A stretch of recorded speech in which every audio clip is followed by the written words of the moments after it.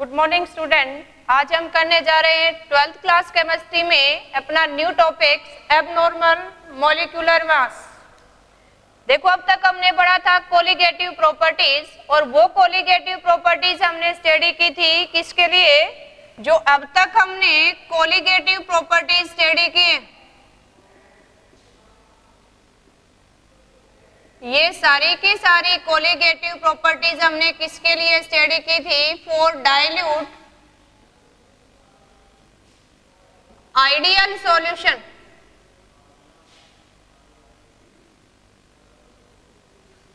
अगर हम डाइल्यूट की जगह एनी टाइप्स ऑफ कंसंट्रेटेड या फिर नॉन आइडियल सॉल्यूशंस की बात करें,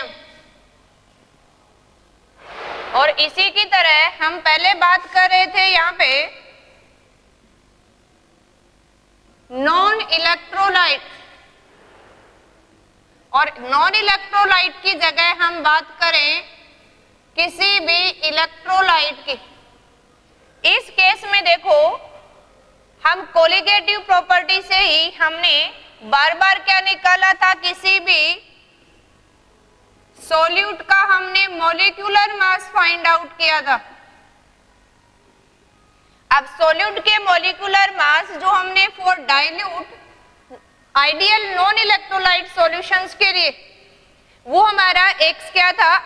इमेजिनेशन था। अगर रियल में देखें किसी सॉल्यूशंस के अंदर कुछ ना कुछ इंटरेक्शन जरूर होगा between solute and solvent molecules, और जरूरी नहीं है कि इक्वल रहे, वो अनइक्वल हो सकता है, हमारी कंसंट्रेटेड सॉल्यूशंस भी हो सकता है, और इलेक्ट्रोलाइट लेंगे तो उसके अंदर आयनाइजेशंस भी होगा, कुछ ऑर्गेनिक कंपाउंड के अंदर एसोसिएशन भी हो जाता है। तो इसकी वजह से जो हमने मॉलिक्यूलर मास कैलकुलेट किया वो थ्योरेटिकल वैल्यू से कुछ ना कुछ चेंज आता है, यानी दोनों मास अगर इक्वल ना है उसी को हम क्या बोलेंगे? एबनॉर्मल मॉलिक्यूलर मास। देखो राइट करते हैं एबनॉर्मल मॉलिक्यूलर मास क्या होता है। अब तक जितना हमने पढ़ा वो dilute ideal non electrolyte solute के रिलेटेड कोलिगेटिव प्रॉपर्टी को डिस्कस किया हमने। आज हम बात कर रहे हैं एबनॉर्मल मॉलिक्यूलर मास। एबनॉर्मल मॉलिक्यूलर मास क्या होता है? देखो फर्स्ट ऑफ ऑल राइट करते हैं हम एबनॉर्मल मॉलिक्यूलर मास। एबनॉर्मल मॉलिक्यूलर मास अब हम बोलेंगे when molecular mass calculated from any colligative properties comes different from theoretical values, then its mass is known as abnormal molecular mass। देखो क्या definition भी right कर लेते हैं, क्योंकि थ्योरेटिकली भी हमें इसको लर्न करना है बोर्ड एग्जाम के लिए। तो abnormal molecular mass किसको बोलेंगे? when molecular mass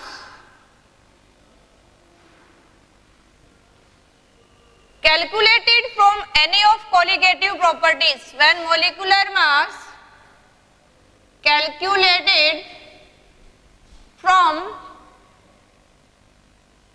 any of colligative properties,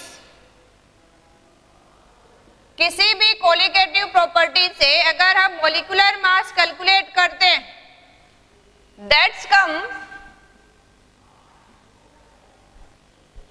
out different from molecular mass calculated या theoretical molecular mass. When molecular mass calculated from any of colligative properties that come out differ from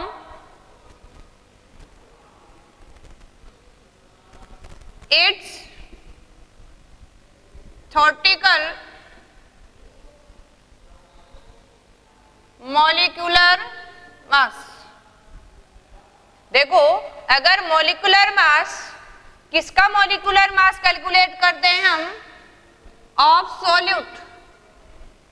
When molecular mass of solute calculated from any of colligative properties, that come out different from its theoretical molecular mass.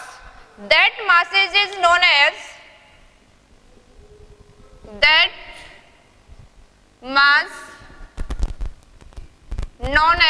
abnormal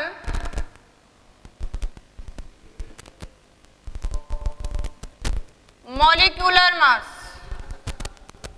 देखो अगर हमारा calculated mass क्या जाए differ from theoretical masses, then it known as abnormal molecular mass. अब देखो ये abnormality हुई किसकी वजह से, in which cases abnormality comes, कब आपकी एबनॉर्मलिटी आ सकती है. देखो अगर हम राइट करें, ये हमने ध्यान रखना है,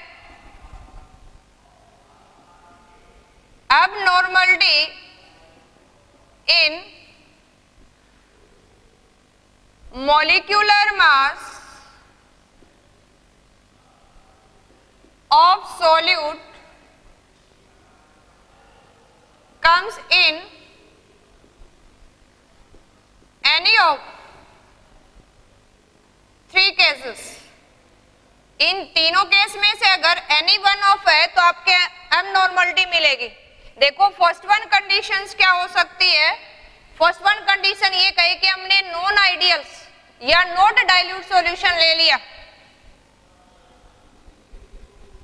when solution is non ideal, that means ये कह सकते हैं सॉल्यूशन इज नॉट डाइल्यूट. देखो first one condition abnormality and molar mass हमें कब मिलेगी, जब आपका सॉल्यूशंस कैसा हो, नॉन आइडियल सॉल्यूशंस की बात करें. सेकंड वन अपनी कंडीशंस क्या हो सकती है, देखो जब किसी भी सॉल्यूट को आप सॉल्यूशन बनाने के लिए यूज करें, वो सॉल्वेंट के अंदर या तो डिसोसिएट हो जाए या फिर क्या हो जाए एसोसिएट. डिसोसिएट का मीन्स एक मॉलिक्यूल्स है वो आयनिक कंपाउंड हो या कोई एसिड बेस है तो आयन के अंदर डिसोसिएट हो जाए, या फिर कोई ऐसा मॉलिक्यूल है जो नॉन एक्वस सॉल्यूशंस के अंदर एसोसिएट हो जाता है. व्हेन टू और molecules combines and behave as a single molecules. तो सेकंड वन कंडीशंस क्या हो सकती है, when solute undergo dissociation. When solute undergo dissociation in solutions. या अपनी थर्ड वन कंडीशंस क्या होती है, when solute undergo association in solutions. देखो थर्ड कंडीशंस क्या होगी एसोसिएशंस, और इन थ्री कंडीशंस में से अगर एक भी पॉसिबल है then molecular mass calculated from any of colligative properties come to be differ from its theoretical value. And these three conditions and three cases are if we take non-ideal solutions, if we take that solute, हम ऐसा solute ले रखा है that ionize in a solutions, या हमने ऐसा solute ले रखा है दैट एसोसिएट. एसोसिएशन जनरली किस केस में होता है, जब हमने क्या ले रखा है नॉन एक्वस सॉल्यूशंस. अब देखो इसके केस में हम अब स्टडी करते हैं ये एबनॉर्मलिटी हम मेजर किसकी टर्म में करते हैं.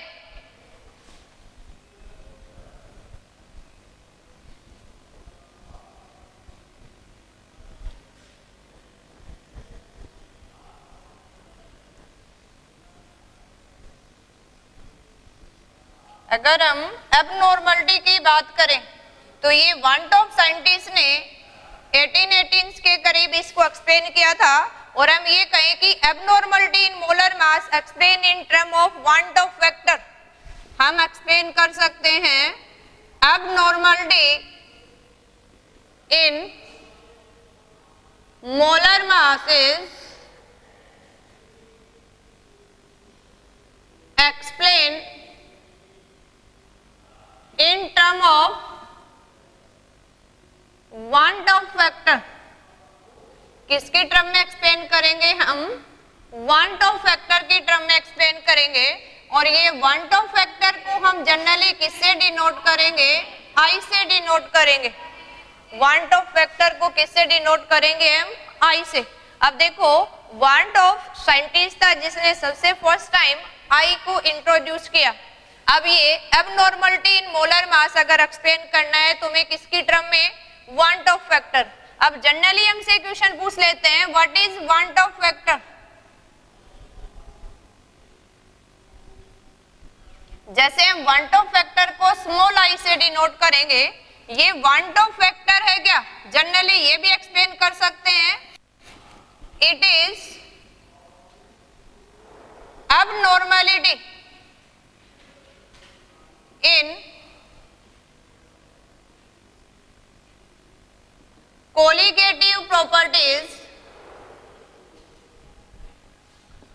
of solutions। और हम क्या एक्सप्लेन कर सकते हैं? It is abnormality in molar mass of solute present in solution। Solute के मास में कितना abnormality आई है, that is want Hoff factor. देखो मैथमेटिकली हम कैसे एक्सप्लेन करेंगे इसको, अगर हमने कैलकुलेट करना है तो वांट ऑफ फैक्टर को कैसे एक्सप्लेन करेंगे हम? देखो, इन टर्म ऑफ कोलिगेटिव प्रॉपर्टी अगर वांट ऑफ फैक्टर को हम डिफाइन करें, देन आई की वैल्यू क्या हो जाएगी आपकी वांट ऑफ फैक्टर की?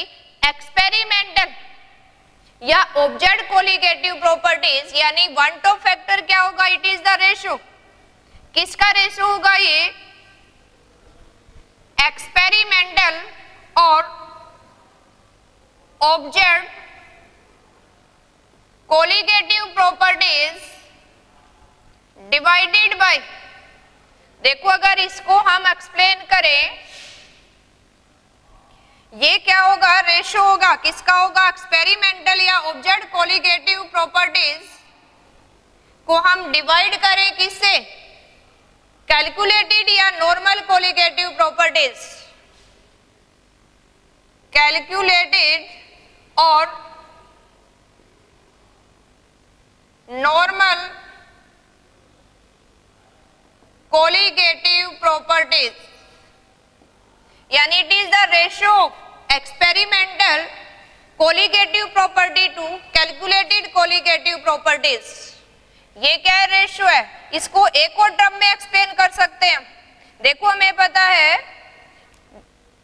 जब भी हमने बहुत बार कोलिगेटिव प्रॉपर्टी को किया है, तो हम ये भी बोल सकते हैं कि जो अपनी कोलिगेटिव प्रॉपर्टीज है, कोलिगेटिव प्रॉपर्टी में अगर किसी भी कोलिगेटिव प्रॉपर्टी को डिस्कस करें, जैसे हम मान लेते हैं simple elevation in boiling point, हमने कैलकुलेट किया Kb ebullioscopic constant into molality, और इसको अगर प्रॉपर लिखें तो अपने पास वैल्यू क्या आ गई? Weight of solute upon molar mass of solute 1000 upon weight of solvent. अब देखो, अगर किसी भी कोलिगेटिव प्रॉपर्टी की बात करें तो ये कोलिगेटिव प्रॉपर्टी क्या है? Inversely proportional to molar mass of solute. तो हम I को भी क्या कह सकते हैं कि I भी क्या होगी? Inversely proportional to molar mass of solute. तो मोलर मास ऑफ सॉल्यूट की टर्म में भी हम वांट ऑफ फैक्टर को एक्सप्लेन कर सकते हैं। कैसे एक्सप्लेन करेंगे? देखो, I की वैल्यू अगर experimental colligative property upon calculated colligative property है, तो मोलर मास की टर्म में क्या हो जाएगा? इनवर्स हो जाएगा, यानी van't Hoff factor is the ratio. किसका रेशियो है? Van't Hoff factor is the ratio of molecular mass या calculated molecular mass upon observed molecular mass. It is the ratio of calculated molar mass of solute upon observed molar mass of solute. देखो, इसी की term में या तो हम मास की term में वांट ऑफ फैक्टर को डिफाइन करें, कैलकुलेट करेंगे, या किसी कोलिगेटिव प्रॉपर्टीज की टर्म में, और कोलिगेटिव प्रॉपर्टीज को हमने पीछे सिंपल डाइल्यूट आइडियल सॉल्यूशंस के लिए डिस्कस किया था। तो हम मैथमेटिकली भी कैलकुलेट कर सकते हैं। कैसे एक्सप्लेन करेंगे? देखो, एक तो सिंपल ये क्या है, एबनॉर्मलिटी इन कोलिगेटिव प्रॉपर्टीज, या हम क्या कह सकते हैं, it is abnormality in molar mass of solute in A solutions, या इसको मैथमेटिकली हम कह सकते हैं कि want Hoff factor is the ratio. क्या है? वांट ऑफ फैक्टर रेशियो है। किसका है? It is the ratio of experimental colligative properties upon calculated colligative property of solutions. या हम मोलर मास में भी एक्सप्लेन कर सकते हैं, it is the ratio of calculated molar mass of solute upon observed molecular mass of solute in A solutions. देखो, इस want Hoff factor की वजह से हमने जितनी भी कोलिगेटिव प्रॉपर्टीज पढ़ी हैं उनके अंदर कैसे डेविएशन आ गया है, मॉडिफाई कैसे करेंगे। अब तक जितने हमने फॉर्मूले यूज किए वो किसके लिए थे? फॉर आइडियल डाइल्यूट सॉल्यूशंस के लिए। अगर हम किसी भी टाइप ऑफ सॉल्यूशंस के लिए अप्लाई करेंगे तो हम उसमें थोड़ा सा मॉडिफाई कर सकते हैं, यानी हम लिखें modified form of colligative properties. क्या राइट करेंगे हम कि मॉडिफाइड कोलिगेटिव प्रॉपर्टीज को कैसे रिप्रेजेंट करेंगे? हम देखो, हम लिखें modified form of colligative properties. देखो, हमने 4 कोलिगेटिव प्रॉपर्टीज पढ़ी थी, उसको मॉडिफाइड फॉर्म में कैसे राइट अप करेंगे हम? यानी we introduce the term van't Hoff factors in formulas of colligative properties. जैसे फर्स्ट वन कोलिगेटिव प्रॉपर्टीज हमने पढ़ी थी RLVP। RLVP means relative lowering in vapour pressures. हमने पढ़ा relative lowering in vapour pressure is, किसकी टर्म में पढ़ा था? Relative lowering means pure component minus solution upon pure component equal to mole fraction of solute. और इसी की term में अगर वांट ऑफ फैक्टर को इंट्रोड्यूस कर दें then it become modified form of colligative properties. इसी को for every type of solutions के लिए हमने ये भी पढ़ा था कि हम ये राइट अप कर दें अभी, अगर इसी की टर्म में for every type of solutions हमने पढ़ा था कि vapour pressure of pure component minus vapour pressure of solutions upon vapour pressure of solutions and that is equal to, किसके इक्वल टू आ गया ये? अगर इसी को हम स्टडी करें तो इसकी टर्म में for every type of solutions भी हमने स्टडी किया था, तो ये भी किसके बराबर आ गया था? आपका मोल फ्रैक्शन ऑफ सॉल्यूट। और इसमें हम मॉडिफाई कर दें तो for every type of solutions हो गया है, यानी ये मॉडिफाइड हमने किया है। इसी तरह से सेकंड कोलिगेटिव प्रॉपर्टी पढ़ी थी हमने elevation in boiling point. Elevation in boiling point के लिए अपने पास क्या फॉर्मूला था? अभी एलिवेशन कांस्टेंट इनटू मोलालिटी। और इसी को अगर मॉडिफाइड करके लिखे हम तो यहाँ हमने वांट ऑफ फैक्टर इंट्रोड्यूस कर देना है। इसी तरह से नेक्स्ट वन हमने कोलिगेटिव प्रॉपर्टी पढ़ी थी डिप्रेशन इन फ्रीजिंग पॉइंट। और डिप्रेशन इन फ्रीजिंग पॉइंट क्या था? Depression constant into molality. यहाँ भी हम क्या इंट्रोड्यूस कर दें? Want Hoff factor. And fourth one colligative property पढ़ी थी हमने ऑस्मोटिक प्रेशर। ऑस्मोटिक प्रेशर्स को हम कैसे राइट कर सकते हैं? N/V/RT। अगर यहाँ भी हम वांट ऑफ फैक्टर को इंट्रोड्यूस कर दें तो ये क्या बन गई? अपनी modified form of colligative properties. देखो ये होगी हमारी RLVP के लिए अगर colligative property for dilute solutions हम बात कर रहे थे। अगर इस डाइल्यूट आइडियल की जगह for every type of solution apply करें हम तो हमारे पास का क्या इंट्रोड्यूस कर देना है हमने? Van't Hoff factor. देखो I को इंट्रोड्यूस कर देना है कि हाउ मेनी डेविएट या हाउ मच डेविएट, ये भी हमारी किसके लिए होगी? अभी elevation in boiling point, that for depressions and last one for osmotic pressures. हमने ये 4 की 4 कोलिगेटिव प्रॉपर्टी में मॉडिफाइड कर दिया है। और इस मॉडिफाइड फॉर्म में क्या टर्म इंट्रोड्यूस किया हमने, वांट ऑफ फैक्टर्स। तो वांट ऑफ फैक्टर क्या है, एबनॉर्मलिटी इन कोलिगेटिव प्रॉपर्टीज, और we can say abnormality in molar mass, and we can also explain in term of molar masses and in colligative properties, दोनों के term में explain कर सकते हैं। अब जब भी हम आगे न्यूमेरिकल सोल्व करेंगे for every type of solutions, तो we use modified form of colligative properties formula use करना है हमने। अब देखो जो आपका मॉडिफाइड हो गया है, ये किसकी वजह से हुआ है, या तो उसके अंदर क्या होगा, एसोसिएशन या डिसोसिएशन। अब किसी भी सॉल्यूट के अंदर एसोसिएशन या डिसोसिएशन कितना हुआ, उसको हम क्या बोलते हैं, डिग्री ऑफ एसोसिएशन और डिसोसिएशन। देखो किसी भी सॉल्यूट के अंदर कितना डिग्री ऑफ, कितनी एक्सटेंट से कोई भी सॉल्यूट है वो एसोसिएट या डिसोसिएट हो गया, उस एक्सटेंट को किस में मेजर करेंगे, डिग्री ऑफ डिसोसिएशंस। और डिग्री ऑफ डिसोसिएशंस को जनरली अगर हम ये कहें कि डिग्री को मेजर कर रहे हैं वेदर एसोसिएशन और डिसोसिएशन, एसोसिएशन के लिए हम अल्फा ए से डिनोट करेंगे, डिसोसिएशंस के लिए अल्फा डी से डिनोट करेंगे।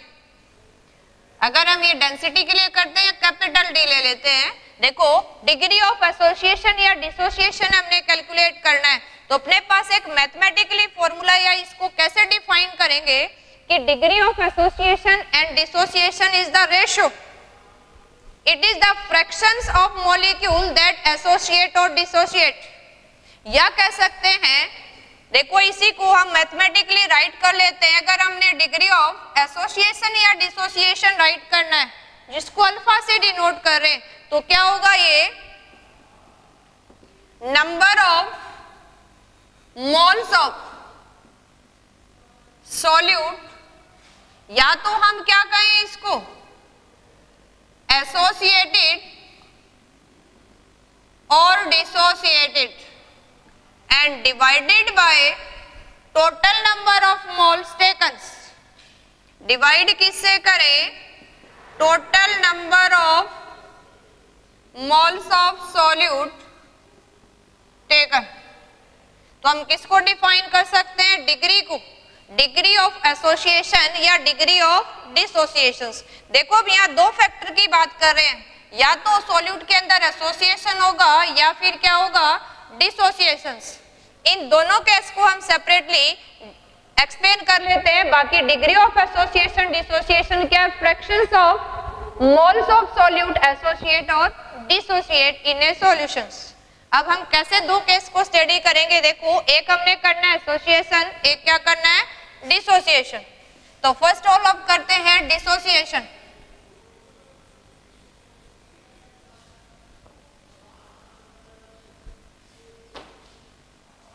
देखो फर्स्ट केस हम स्टडी करते हैं डिसोसिएशंस। डिसोसिएशंस का मीनिंग क्या है, मान लो कोई भी आपने एक इलेक्ट्रोलाइट ले लिया, इसको जैसे ही हमने एक्वस सॉल्यूशंस में प्लेस किया, ये क्या हो जाए, एन मॉलिक्यूल के अंदर डिसोसिएट हो जाए। आपने एक मॉलिक्यूल यहाँ लिया, एक मॉलिक्यूल मींस 1 मोल, डिसोसिएट इनटू n मोल्स। हम मान लेते हैं लेट यहाँ अपना डिग्री ऑफ डिसोसिएशंस क्या है, अल्फा डी। तो हम इसको कैसे एक्सप्लेन कर सकते हैं, जो अपने पास इनिशियल 1 मोल था यहाँ पे,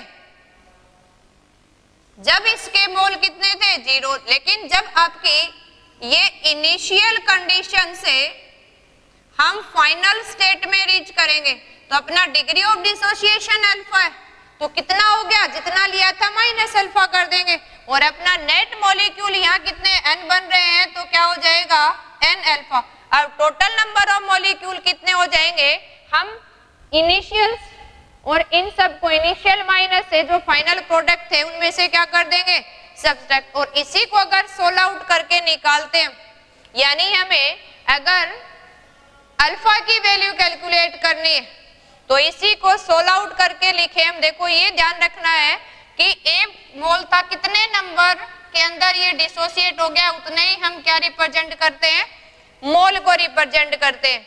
इसी केस में अगर हम फॉर्मूले में डिग्री ऑफ डिसोसिएशंस को कैलकुलेट करें तो अपने पास डिग्री ऑफ डिसोसिएशन के लिए एक हमें क्या मिल जाएगा, फॉर्मूला मिल जाएगा, और डिग्री ऑफ डिसोसिएशंस अगर हमें कैलकुलेट करना है तो क्या वैल्यू आ जाएगी हमारे पास डिग्री ऑफ डिसोसिएशन के लिए I-1 अपॉन क्या हो जाएगा यहाँ पे N-1। ये फॉर्मूला हमने ध्यान रखना है जब भी हमने डिग्री ऑफ डिसोसिएशन कैलकुलेट करना है। अब डिग्री ऑफ डिसोसिएशन से किसकी वैल्यू निकाल सकते हैं हम, वन टॉप फैक्टर की, और वन टॉप फैक्टर की वैल्यू क्या हो जाएगी, I की वैल्यू हमारे पास यहाँ पे देखो 1 + N-1 इंटू अल्फा, और ये अल्फा अपना किसके लिए है, डिग्री ऑफ डिसोसिएशंस, यानी डिसोसिएशंस केस को स्टडी कर रहे हैं। आपने ये दो फॉर्मूले सबने याद रखने हैं, एक हमें जब भी डिग्री ऑफ डिसोसिएशन निकालना हो, सेकंड वन जब भी हमने अबनॉर्मलिटी वन टॉप फैक्टर निकालना है। किसके केस में, हमने डिसोसिएशन के केस में। अगर यही केस हम स्टडी करें,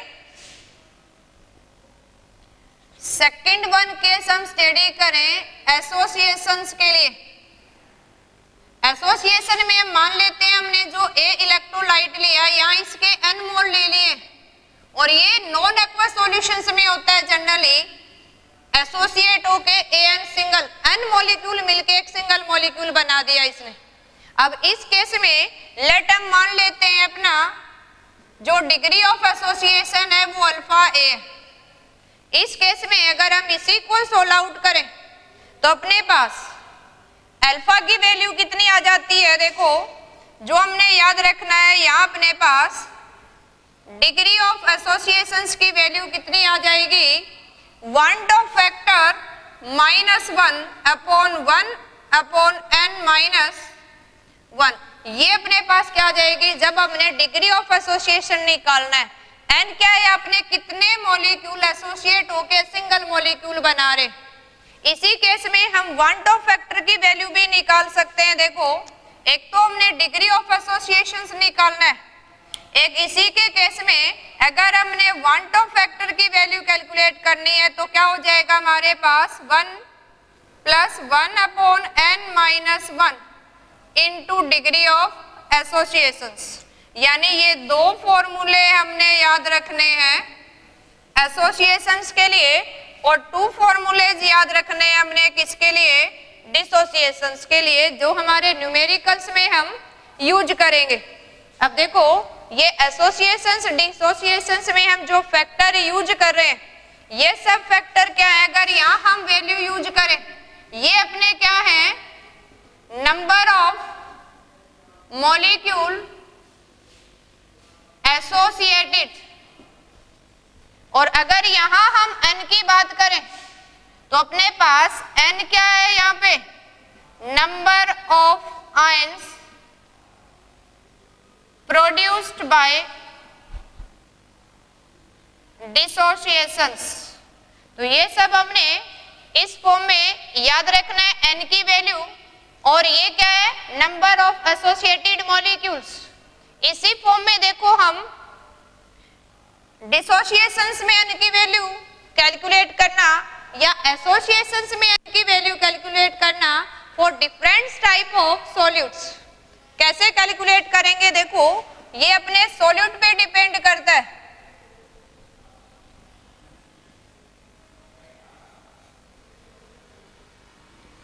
अब एसोसिएशन हो या डिसोसिएशन के केस में कैसे हम कैलकुलेट करेंगे, देखो जो भी हम टाइप ऑफ सॉल्यूट लेते हैं, ये टाइप ऑफ सॉल्यूट को 2 फॉर्म में हम क्लासिफाई कर सकते हैं। एक अपना क्या होगा, नॉन इलेक्ट्रोलाइट, या फिर क्या होंगे ये इलेक्ट्रोलाइट। अब अगर बात करें हम नॉन इलेक्ट्रोलाइट की, non electrolyte means that do not dissociate on dissolutions, अगर सॉल्वेंट में डिसॉल्व करते हैं दैट नॉट आयनाइज्ड, यानी अगर नॉन इलेक्ट्रोलाइट है that means solute not ionised in solutions. और इस केस में अपने नॉन इलेक्ट्रोलाइट कौन से हो जाएंगे? जनरली जो बार बार हम अकॉर्डिंग टू एनसीईआरटी देखे यूज करते हैं, ग्लूकोज हो सकता है, सुक्रोज हो सकता है, अपना यूरिया सॉल्यूशंस हो सकता है। ये यानी जितने हम ऑर्गेनिक कंपाउंड यूज करेंगे ये क्या होंगे? Non electrolyte. एक हम बात करते हैं इलेक्ट्रोलाइट की। इलेक्ट्रोलाइट किसको बोलेंगे हम? Solute that ionised in solutions. अगर वो आयनाइज्ड हो रहा है सॉल्यूशंस के अंदर तो उसको हम क्या बोलते हैं? इलेक्ट्रोलाइट। अब इलेक्ट्रोलाइट देखो, अगर हम बात करें तो ये इलेक्ट्रोलाइट अपना टू टाइप्स का होगा। इस इलेक्ट्रोलाइट की अगर हम बात करें तो इलेक्ट्रोलाइट अगेन टू टाइप्स। एक हम बोलते हैं स्ट्रॉन्ग इलेक्ट्रोलाइट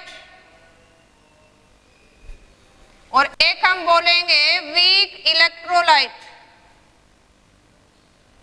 अब स्ट्रॉन्ग और वीक इलेक्ट्रोलाइट किसको बोलेंगे? देखो,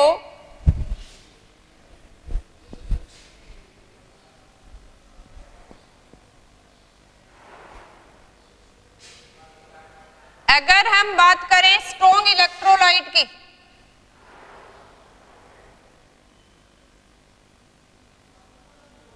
स्ट्रॉन्ग इलेक्ट्रोलाइट के अंदर क्या आएगा? अपना एसिड, बेस एंड साल्ट। और साल्ट हमने कौन से लेने हैं? ये mainly ionic salt.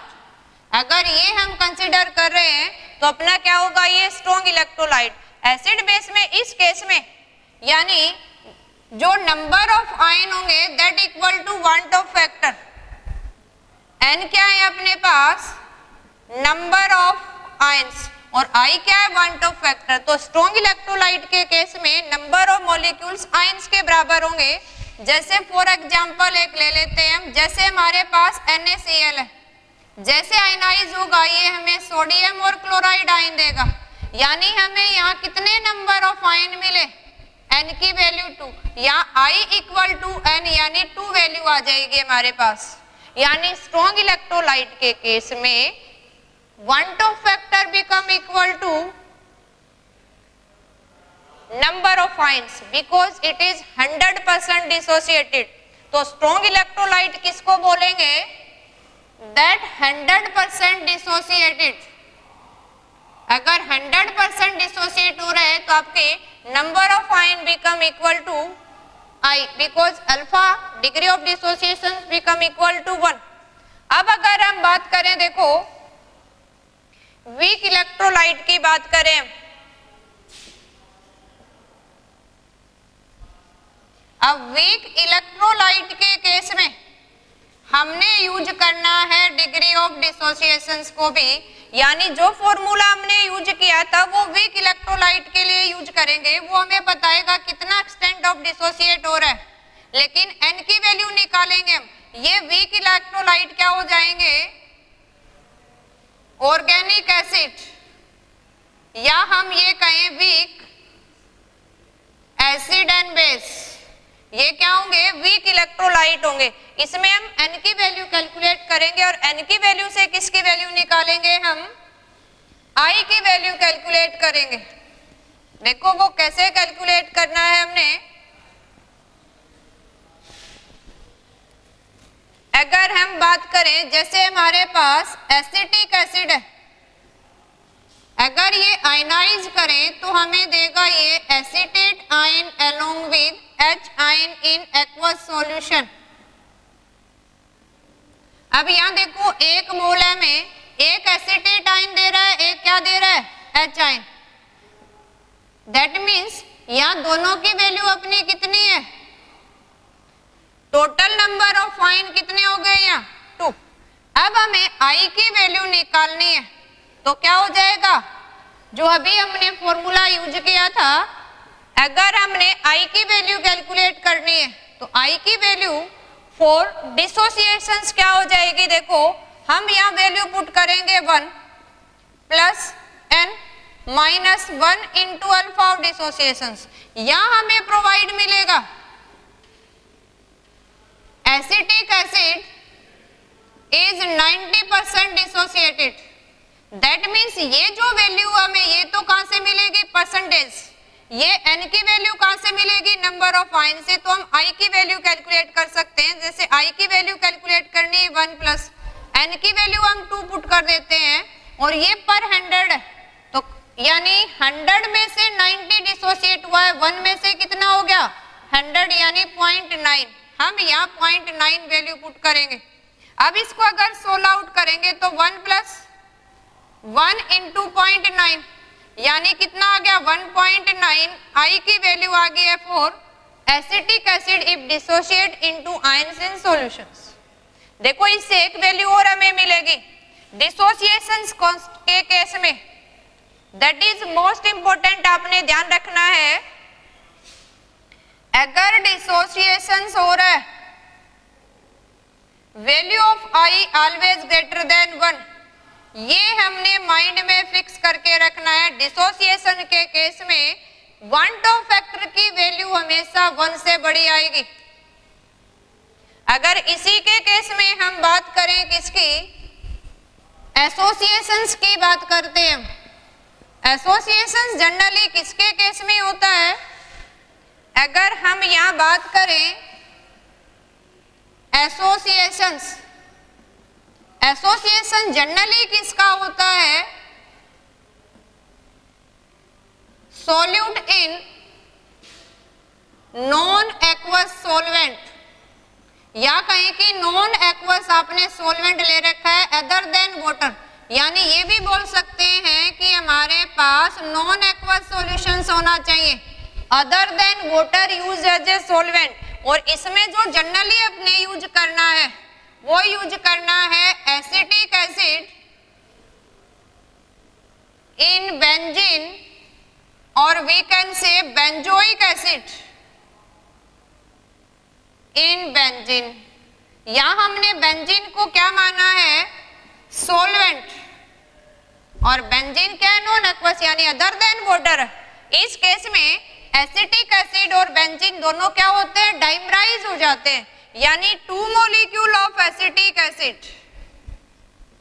Dimerised and change into, देखो किस फॉर्म में चेंज हो जाएगा ये राइट अप करते हैं। देखो ये जो अपने पास एसिटिक एसिड मॉलिक्यूल है ये डाइमराइज होके हमें क्या दे देगा, OH एंड O, और यहाँ हाइड्रोजन बॉन्डिंग हो जाती है double bonded oxygen and hydrogen के बीच में, यानी 2 molecules exist as a single molecules, and same case observes in case of benzoic acid. That means आपके 2 मॉलिक्यूल से एक सिंगल मॉलिक्यूल बन गया है, तो मॉलिक्यूल यहाँ क्या हो गया है, डाइमराइज्ड हो गया है। डाइमराइज का मीनिंग है N की वैल्यू 2। अगर ये कहे कि ट्राइमराइज्ड हो गया, ट्राइमर बना रहा है, तो आपकी N की वैल्यू कितनी हो जाएगी 3। अगर ये कहे कि टेट्रामर बना रहा है, दैट मीन्स N की वैल्यू क्या हो जाएगी 4। तो हमें डाइमर ट्राइमर टेट्रामर से किसकी वैल्यू मिल जाएगी, N की, और इसी वैल्यू से क्या कैलकुलेट कर सकते हैं हम, वन टॉप फैक्टर की वैल्यू कैलकुलेट कर सकते हैं। ओके स्टूडेंट, ये सब हमने स्टडी किया for weak strong electrolyte association dissociation के लिए for every type of solutions. Okay, next video में हम करेंगे numericals related to van't Hoff factor. Thank you.